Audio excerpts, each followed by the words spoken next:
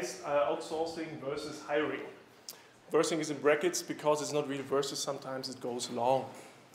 And how to turn your vision into great soft or hardware. So first of all, let's talk about your vision. If this would work. Okay. Is your vision, that's the idea you have, is it product or technology heavy? What does it mean? Like, do you consider your core competency in like high-tech, artificial intelligence, robotics? Or is it just another online shop? Could have be a unique idea, could have like great products, but it's like technology-wise not that heavy. Yeah? So that's the first thing you should consider before you think about hiring somebody or outsource the technology. If it's not that heavy, like if it's like more product heavy idea, vision, whatever, then you maybe should think about outsourcing. Otherwise, yeah, consider hiring people because you should always protect your intellectual property. There's some lawyers in here. We can tell you a lot about that. If you give your intellectual property away, you should be very careful. Split it. Make it as abstract as possible if you outsource it. Did I miss something? Make puzzle parts out of it so that you just have the key how to put them together. If it's abstract, nobody can harm you. It's your idea, it stays your idea. If you give a great idea out to maybe another country where you don't know the law system, maybe there's a high danger that they copy it. Okay, another thing you should care about, think about at least, like, what do you need? How should it look like? Like, is it more, like here, I made it a little bit metaphoric. Is it more a Ferrari or what is it, whatever, Fiat? Both things can drive you from A to B, sometimes even to C, whatever. The left one, we agree, is a bit more fancy than the other one. But maybe you can compare it to Apple and Reddit, or the other way around, or iWatch and Samsung. Oh, what? That's the first thing, it's the front end, it's the locks. The second thing is the power. Like, what kind of engine does the software or hardware you need here? Like, is it complex? Does it really have to scale? Do you build a new Tinder who's going to have 1 million matches next month and a lot of pictures or whatever? Or will you just have a little app like, which is nice but just has access to a database? Yeah, a little MySQL thing, whatever. So think about, is it scalable? Is it a big, huge enterprise system, or is it just like a little database? Like, does it need native app programming, like apps, for example, for Apple or for Windows Phone or for, what is there, Android? Sometimes you can make entire applications for them specifically, like native programming, or you just make a framework and use it at kind of every app device. So that's much easier. Consider what you need to kill the fly. Be aware when you need what. So somehow, usually, most startups, like when you have a vision, you start as a startup. Yeah, we agree on that. Most startups start with a small engine. Yeah? Sometimes you're a little bit further. It's just your vision comes out of another thing that already exists or whatever. Then you have maybe a little bit bigger engine. We are still in the abstraction level. But consider where you are. Most people start at the very beginning. So we are in the prototype phase. We start small. Later, when there's cash flow, when there's investor, it will grow. They will tell you how fast you have to grow. Or the cash flow kind of will give the opportunity to grow. So reflect. Of course, the smaller solution have much, much less features than the bigger rocket engine. So now we talk about hiring. Hiring. Yeah. most of you, like most of the people who just started startups, come directly from the university, don't really have a lot of work experience. They see the job market like this, a little bit blurred, no experience.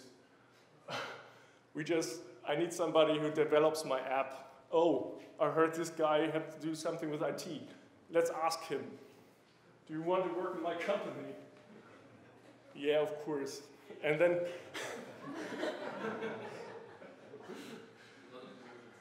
yeah, you get a lot of shares and whatever.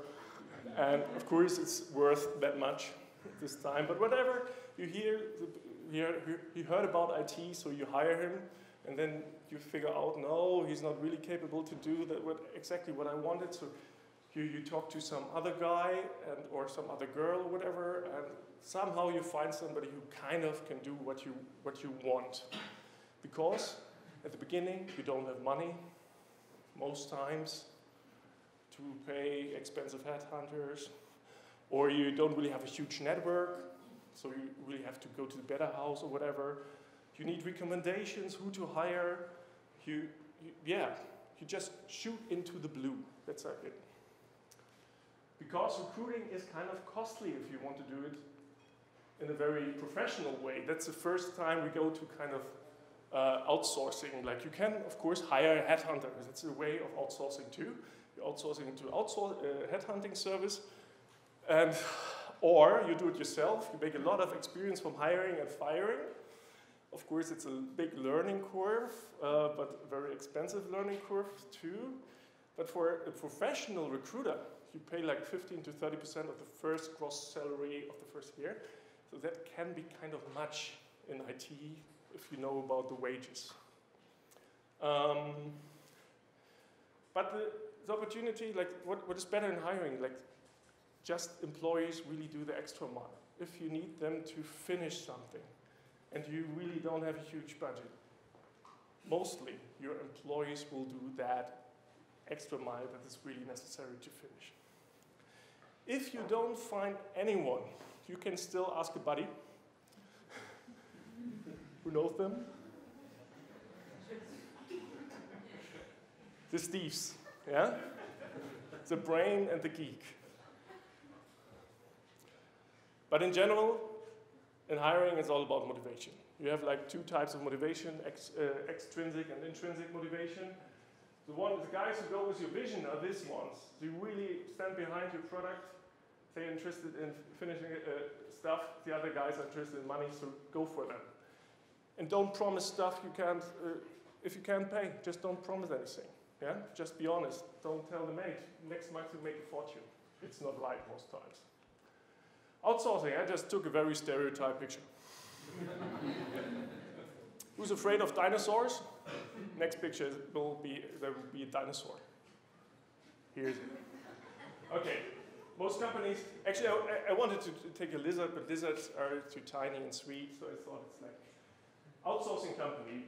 Based in the middle, there's like the basement. That's like the customers, the most customers they live from. The big customers, they are behind. That's what they want at the front. Like you see the line over there, the big customer, that's what they want to grow. Companies always want to grow, and outsourcers themselves are companies.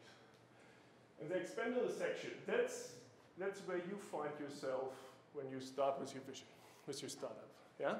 When you don't have the right outsourcer, when you don't go to the right company. If it's too big, you are here.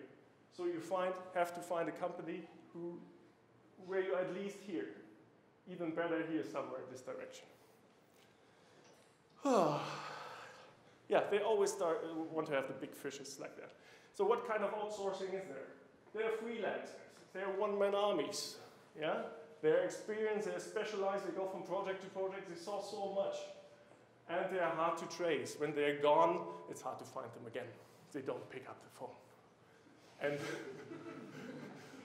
book them before others do. If you have not the best documentation of the code, and you need them again because you need some feature fixed, call them as soon as possible. Otherwise, they're gone. They're booked somewhere else.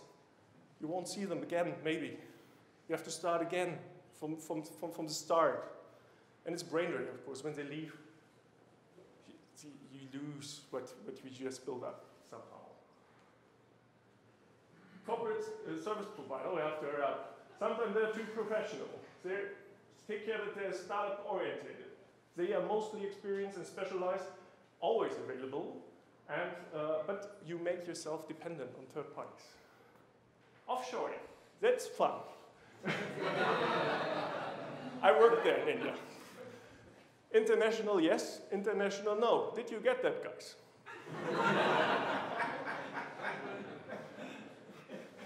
Another form of outsourcing, accelerator incubators. You heard about them, plug and play, whatever. They will provide you infrastructure, but they want shares. Take care that they don't want to have too much shares from you.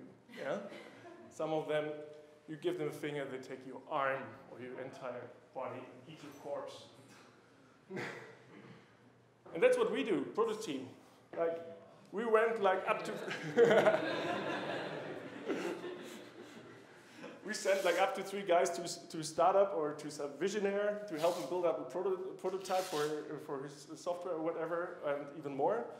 And if our guys and the startup guy like each other, they're even permitted to stay, of course, against a little commission.